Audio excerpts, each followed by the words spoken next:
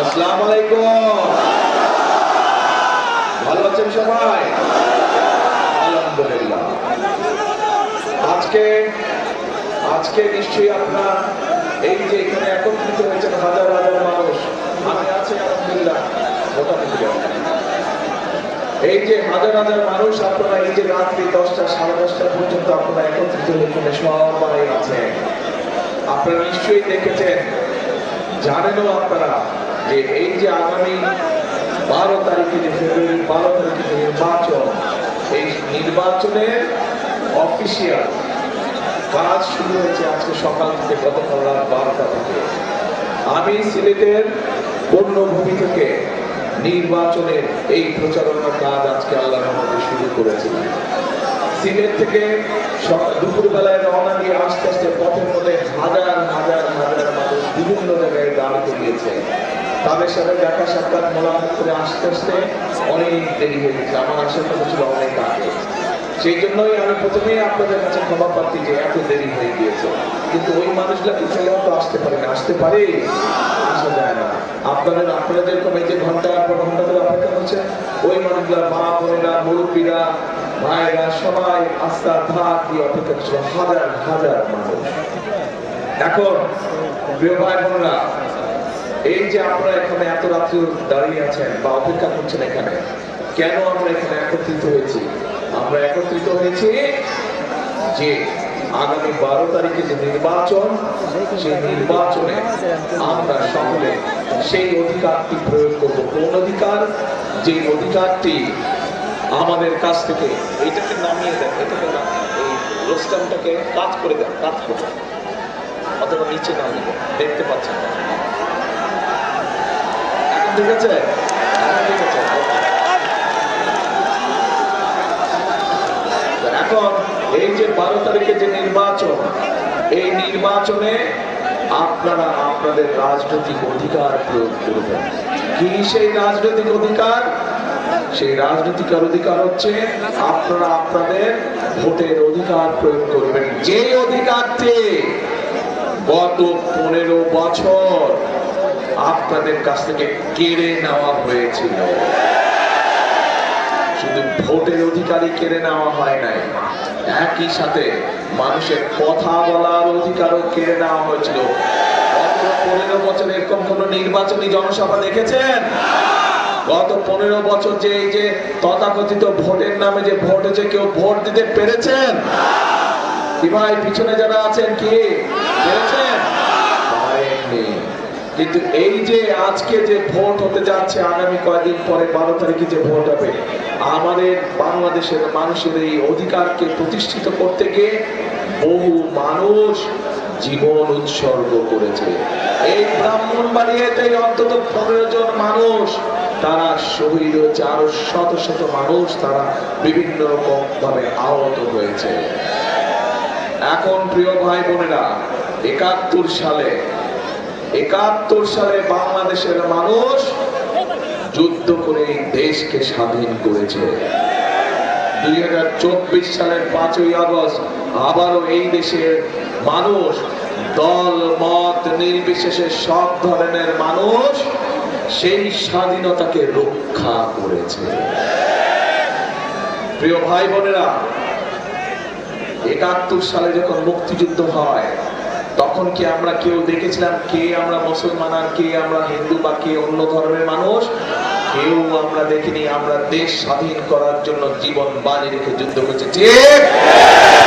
ঠিক একই ভাবে এই যে যারা ভোটের অধিকার কেড়ে নিয়েছিল, তাদের বিরুদ্ধে যখন আমরা দেশের মানুষ আন্দোলন শুরু করলো এবং 2024 সালের 5ই আগস্ট যখন সকল ধরনের মানুষ দল মত নির্বিশেষে, সকল শ্রেণী পেশা নির্বিশেষে মানুষ যখন রাজপথে নেমে আসলো, রিক্সা চালক, ভ্যান চালক, ব্যাংকার, ব্যবসায়ী, ক্ষুদ্র দোকানদার, গার্মেন্টস কর্মচারী, শিশু, নারী, পুরুষ সকলে যখন নেমে আসলো এবং সেই স্বৈরাচারকে পালিয়ে যেতে বাধ্য করলো, তখন কি আমরা কোন ধর্ম বর্ণ কিছু দেখেছিলাম?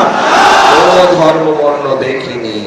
প্রিয় ভাই বোনেরা, এই বাংলাদেশটি হচ্ছে এমন একটি দেশ যেই দেশে হাজার বছর ধরে আমরা সব ধর্মের মানুষ শান্তিতে বসবাস করেছি।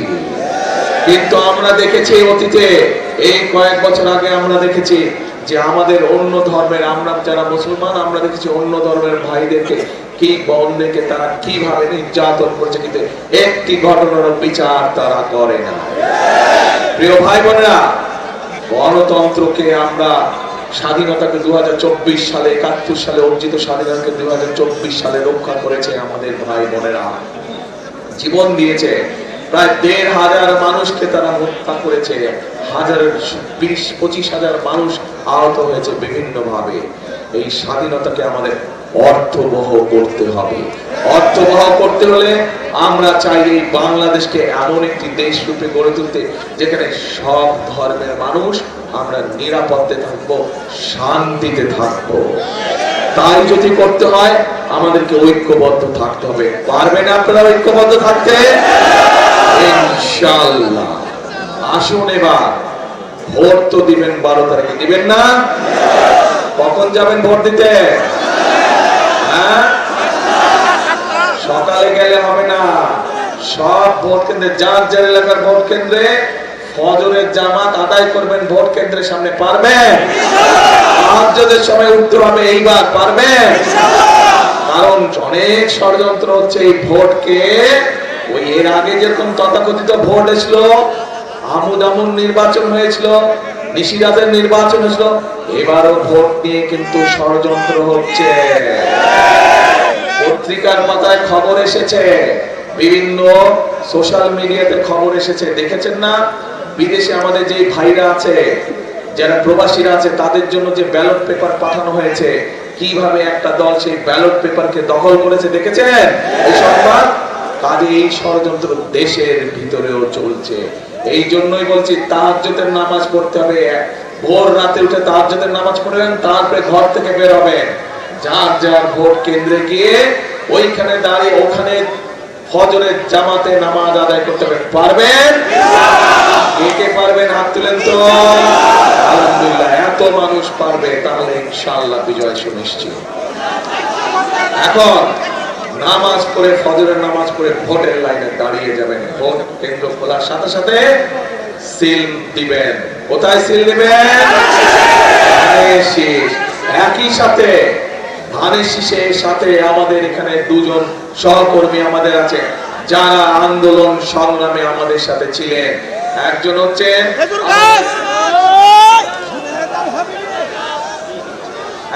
খেজুর গাছ আমাদের, আরেকজন হচ্ছে মাতাল আমাদের সাকি সাহেব। এনারা দুইজন আমাদের সাথে ছিলেন, আমাদের সাথে আন্দোলনে ছিলেন, সংগ্রামে ছিলেন। কাজেই বিএনপি হিসাবে ধানের শীষ হিসেবে, ধানের শীষের সহকর্মী ওনারা, ধানের শীষের ভাই ওনারা।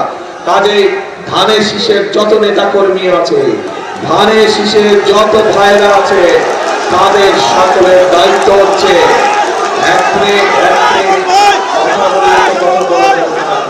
হইচই করলে তো কথা বলতে পারবো না, হইচই করলে কথা বলতে পারবো না, হইচই করলে কথা বলা যাবে না। বসে না। একই সাথে ধানের শীষের প্রার্থীরা তো আছেন, এই যে দেখলেন আপনারা। এই সবগুলো মানুষকে কেন জিতাতে হবে? ধানের শীষ সহ আমাদের খেজুর গাছ সহ মাতাল, তাদেরকে কেন জিতাতে হবে? কারণ এই মানুষগুলো আন্দোলনে ছিল, এই মানুষগুলোর অবদান আছে। এই যে আজকে ভোটের অধিকার প্রতিষ্ঠিত হয়েছে, কথা বলার অধিকার প্রতিষ্ঠিত হয়েছে দেশের মানুষের, এই মানুষগুলো সেদিন আপনাদের সাথে ছিল, এই মানুষগুলো আমাদের সাথে ছিল, এই মানুষগুলো দেশের গণতান্ত্রিকামী মানুষের সাথে তারা রাজপথে ছিল, রাজপথে সংগ্রাম করেছিল। এই জন্যই আমাদের বিএনপি ধানের শীষের দায়িত্ব হচ্ছে তাদেরকে জিতিয়ে আনা, এবং একই সাথে সরকার গঠনের মাধ্যমে এই যে বিগত 15 বছর ধরে জনগণের অর্থ সম্পদ লুটপাট হয়েছে, বিদেশে পাচার হয়েছে, এই যে রাস্তা দিয়ে আসার সময়, সিলেট থেকে আসার সময় আমি দেখেছি রাস্তার সে কি দুরবস্থা। এবং বিভিন্ন ভাবে আমি আমার প্রার্থীদেরকে জিজ্ঞেস করেছি, ওনাদের বক্তব্য অনুযায়ী ব্রাহ্মণবাড়িয়া জেলার বিভিন্ন উপজেলায়, বিভিন্ন থানা, ইউনিয়নের রাস্তাঘাট সব ভেঙে চুরে নষ্ট হয়ে গেছে। এই রাস্তা চলাচল কে করে? আপনারা করেন না? কাজে এই রাস্তা যদি ভালো থাকে উপকার কার হবে? মানুষের উপকার হবে। কাজে এই মানুষগুলোকে যদি ভোট দিয়ে আপনারা জিতাতে পারেন এবং আল্লাহর রহমতে ইনশাআল্লাহ বিএনপি সরকার গঠন করলে সেই রাস্তাগুলো আবার আগের মতন সুন্দরভাবে তৈরি হবে।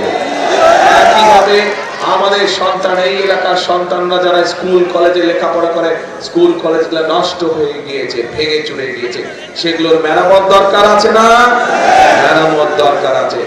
একইভাবে এই এলাকার আরেকটি বড় সমস্যা, যেটি অবশ্য সারা বাংলাদেশের সমস্যা, আমাদের তরুণ সমাজে, যুব সমাজে বহু ভাই বোনেরা আছে যারা বেকার হয়ে পড়ে আছে। বেকার সমস্যা একটা বিরাট সমস্যা। আমরা ইনশাআল্লাহ ধানের শীষ সরকার গঠন করলে পরে আমরা আমাদের বেকার যুবকদের জন্য বিভিন্ন রকম ট্রেনিং এর ব্যবস্থা করেছি, পরিকল্পনা গ্রহণ করেছি। আপনাদেরকে আমরা বিভিন্ন রকম ট্রেনিং দেব এবং সেই ট্রেনিং এ দিয়ে আপনারা নিজেদের ব্যবসা শুরু করতে পারবেন, বিদেশে কর্মসংস্থানের ব্যবস্থা শুরু করতে পারবেন। একই সাথে একটি, এই যে কই গেল আমার পকেটে তো রেখেছেন, এইটা কি দেখতে পাচ্ছেন? যদিও ছোট্ট, চিনেন কি? Family card. এই তো সবাই চিনে গেছে ফ্যামিলি কার্ড। এই ফ্যামিলি কার্ড দিয়ে আমরা কি করতে চাই জানেন? এই ফ্যামিলি কার্ড দিয়ে বাংলাদেশে এই যে 20 কোটি মানুষ, তার অর্ধেক হচ্ছে নারী। আপনারা যারা সংসার করেন, সংসার কি একা চালানো যায় যদি আপনার স্ত্রী আপনাকে সহযোগিতা না করে? করা যায়? দুইজনের সহযোগিতায় সংসার সুন্দর হয়, তাই না? ঠিক একইভাবে নারীদেরকেও যদি আমরা, এই অর্ধেক জনসংখ্যাকে যদি আমরা পেছনে ফেলে রাখি, তাহলে তো দেশকে পুনর্গঠন করা যাবে না, দেশকে সামনে নেওয়া যাবে না যদি তাদেরকে সাথে না নেয়। এই জন্য এই ফ্যামিলি কার্ডের মাধ্যমে আমরা দেশের প্রত্যেকটি পরিবারের যে নারী প্রধান আছে, সে মা হোক, গৃহিণী হোক, প্রত্যেক গৃহিণীর কাছে ফ্যামিলি কার্ড পৌঁছাতে চাই। এই ফ্যামিলি কার্ডের মাধ্যমে তাদের হাতে আমরা সহযোগিতা পৌঁছাতে চাই, যেন তারা সংসারটা সুন্দরভাবে চালাতে পারে, তাদের সন্তানদেরকে মানুষ করতে পারে। এই পরিকল্পনা ঠিক আছে? এই পরিকল্পনা সমর্থন করেন? কারা করেন ভাই দেখি তো? কারা কারা? আচ্ছা, ধন্যবাদ। এবার আসে, এই এলাকায় কৃষি কাজ হয়? কৃষক কারা আছেন? হাত তুলেন তো ভাই। কৃষকরা তো সব মানুষের দেখি কৃষক, সব মানে কৃষক। ঠিক আছে, এই কৃষক ভাইদের পাশে আমরা দাঁড়াতে চাই। দেশের যে খালেদা জিয়া যখন প্রথমবার প্রধানমন্ত্রী হয়েছিলেন, উনি 5,000 টাকার কৃষি লোন সব পুরো মওকুফ করে দিয়েছেন। মনে আছে আপনাদের কৃষক ভাইরা? একই সাথে 10,000 টাকার কৃষি লোন যাদের ছিল তাদের সুদ মওকুফ করে দিয়েছিলেন। 25 বিঘা পর্যন্ত কৃষি জমির খাজনা মওকুফ করে দিয়েছেন। আমরা সেই কৃষক ভাইদের পাশে আবারও দাঁড়াতে চাই। যেভাবে শহীদ জিয়া খাল খনন করে কৃষকদের সেচের সুবিধা করে দিয়েছিলেন, যেভাবে খালেদা জিয়া কৃষি লোন মওকুফ করে দিয়েছিলেন, আগামী দিনের বিএনপি সরকার, আগামী দিনের ধানের শীষের সরকার কৃষক কার্ড দিতে চায় সব কৃষক ভাইদেরকে। কোথায় গেল পকেটের মধ্যে? এই যে কৃষক কার্ড দেখেছেন না? এর মধ্যে অনেকেই দেখেছেন। এরকম একটি কার্ড আমরা সরকারের পক্ষ থেকে দিব, সরকারের পক্ষ থেকে দিতে চাই এই কৃষক কার্ড। এই কৃষক কার্ডে দিলে তার মধ্যে সার, বীজ, কীটনাশক সুবিধা আমরা দিতে চাই, সরাসরি কৃষক ভাইদের হাতে পৌঁছে দিতে চাই। তার মাধ্যমে কৃষি লোনের ব্যবস্থা করে দিতে চাই সহজভাবে। তার মাধ্যমে কৃষক কার্ডের মাধ্যমে আমরা কৃষক ভাইদের কাছে বীমার ব্যবস্থা করতে চাই, যাতে যদি ফসলের ক্ষতি হয় তারা যাতে বীমা থেকে টাকা পেতে পারে। এই কাজগুলো আমরা করতে চাই। নারীদের পাশে দাঁড়াতে চাই, কৃষক ভাইদের পাশে দাঁড়াতে চাই, মা বোনদের পাশে যেমন ফ্যামিলি কার্ড নিয়ে দাঁড়াতে চাই, কৃষক ভাইদের পাশে কৃষক কার্ড নিয়ে দাঁড়াতে চাই। বেকার যুবকদের, তরুণদের কর্মসংস্থানের ব্যবস্থার জন্য ট্রেনিং এর ব্যবস্থা আমরা করতে চাই। এই যে পরিকল্পনাগুলো বললাম, এই পরিকল্পনাগুলো কি ঠিক আছে? মানুষের কাজে লাগবে? মানুষের কাজে লাগবে? হ্যাঁ, সমস্যার সমাধান হবে? তাই যদি হয়, আসেনের পরে দাঁড়াও ভাই, চিৎকার করলে আপনি তো কথা শুনে কি বলি। তার আসেনের পরে আরেক শ্রেণীর মানুষ এসেছে যাদের পাশে আমরা দাঁড়াতে চাই। আগামী দিনের বিএনপি সরকার, আগামী দিনের ধানের শীষের সরকার তাদের পাশে দাঁড়াতে চাই। এই মানুষগুলো আমাদের জন্ম থেকে মৃত্যু পর্যন্ত মানুষগুলো আমাদের পাশে থাকে, তারা বিভিন্ন দুঃখ কষ্টে আমাদের পাশে থাকে। কারা তারা? তারা হচ্ছে আমাদের মসজিদের বা মাদ্রাসার খতিব সাহেবরা, ইমাম।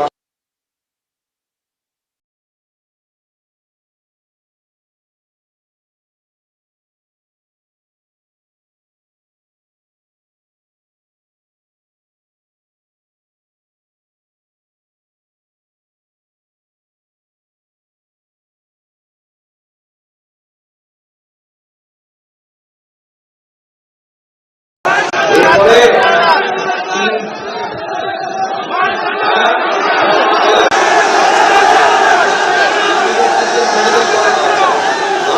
আসছি কথায় আসছি। আচ্ছা, আসছি। অনেক সমস্যা। এই যে 15 বছর আমরা অনেক কথা শুনেছিলাম, তার মানে কি দাঁড়ালো? আপনাদের দাবি থেকে কিছু কাজ হয় না। এখন মেডিকেল কলেজে করতে হবে, যদি খালও কাটতে হয়, এখানে খাল আছে না অনেক, যেটা বন্ধ হয়ে গেছে কৃষকদের, সেই খাল কাটা কর্মসূচি আমরা নিতে চাই। খাল যদি আমরা কাটা শুরু করি, যেসব খাল বন্ধ হয়ে গেছে সেই সব খালকে যদি পুনর্খনন করি আমরা, মানুষের উপকার হবে, গ্রামের মানুষের। তাহলে চলেন আমরা খালও কাটবো। কে কাটবেন খাল? হাত তুলে। ইনশাআল্লাহ আমরা সকলে মিলে খাল কাটা কর্মসূচি শুরু করবো।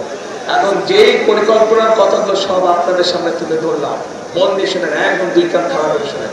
যেই পরিকল্পনার কথাগুলো শুনলেন আপনাদের কি মনে হয় এই পরিকল্পনাগুলো যদি বাস্তবায়ন করা যায় দেশের মানুষের উপকার হবে? এই মনে করেন উপকার হবে? ঠিক আছে, তাহলে দেশের মানুষের যদি উপকার হয়, ইনশাআল্লাহ আমরা এই পরিকল্পনাগুলো ধীরে ধীরে পর্যায়ক্রমিক ভাবে বাস্তবায়ন করব। কিন্তু একটা কথা আছে, এই পরিকল্পনাটা কার পরিকল্পনা? যেটা বললাম, কার পরিকল্পনা? এই পরিকল্পনাটা বিএনপির পরিকল্পনা, ধানের শীষের পরিকল্পনা। এক মিনিট দাঁড়াও।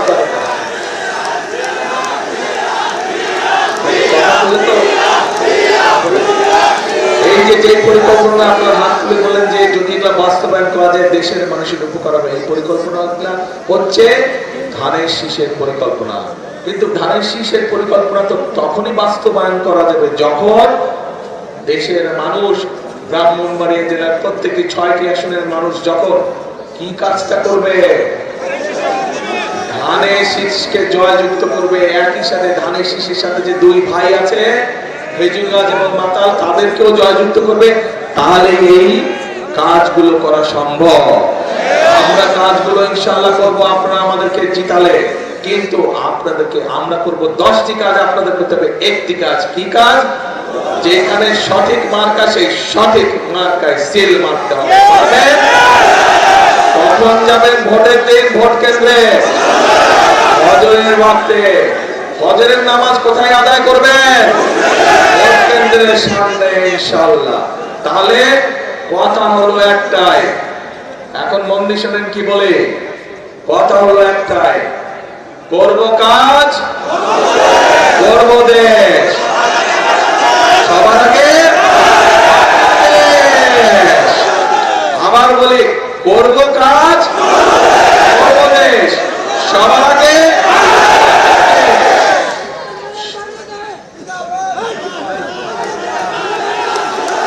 তাহলে আচ্ছা, এই পর্যন্ত এই কথা থাকলো। কিন্তু কাজ আমাদের সকলকে করতে হবে। আপনাদের প্রথম কাজ, ধানের শীষ এবং মাতাল এবং খেজুর গাছকে জয়যুক্ত করে পারবেন ইনশাআল্লাহ। আল্লাহ হাফেজ। বাংলাদেশ জিন্দাবাদ। বাংলাদেশ জাতীয়তাবাদী দল জিন্দাবাদ। আল্লাহ হাফেজ।